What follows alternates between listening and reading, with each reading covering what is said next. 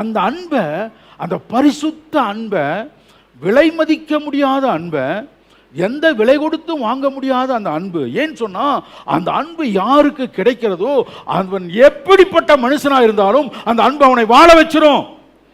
அவன் எப்படிப்பட்ட வியாதி இருந்தாலும் அவனை சுகமாக்கிரும். எப்படிப்பட்ட திக்கற்ற பேதையா இருந்தாலும் அவனை ஞானமாய் மாற்றிவிடும். எப்படிப்பட்ட மோசமான நிலைமையில் இருக்கிறவனையும் அந்த அன்பு வாழ வைத்து உருவாக்கி அவனை ஆசீர்வதிச்சிருங்க. ஆமென். அந்த உண்மையான அன்பு ஒவ்வொரு தேவ பிள்ளைகளையும் வாழ வைக்கிற ஒரு அன்பு. அந்த இயேசப்பாவுடைய இந்த பரிசுத்த அன்பு, ஆவியானுடைய அன்பு ஒரு மனிதனுக்கு பரிபூர்ணமா போதுமானதா இருக்கு. அவன் வாழ்க்கை முழுவதும் அது போதுமானதா இருக்கு. அப்படிப்பட்ட அன்பை நல்ல கவனிங்க, யாருக்கு கொடுத்தார்? அதான் இம்பார்ட்டன்ட்.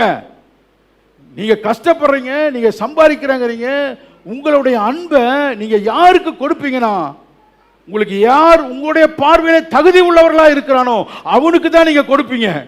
ஆனா இந்த பரிசுத்தமுள்ள தெய்வம் தம்முடைய பரிசுத்த அன்பை யாருக்கு கொடுத்தார் என்று சொன்னார், அந்த அன்பை பெற்றுக்கொள்வதற்கு எந்த தகுதியும் இல்லாத நமக்காக கொடுத்தார்.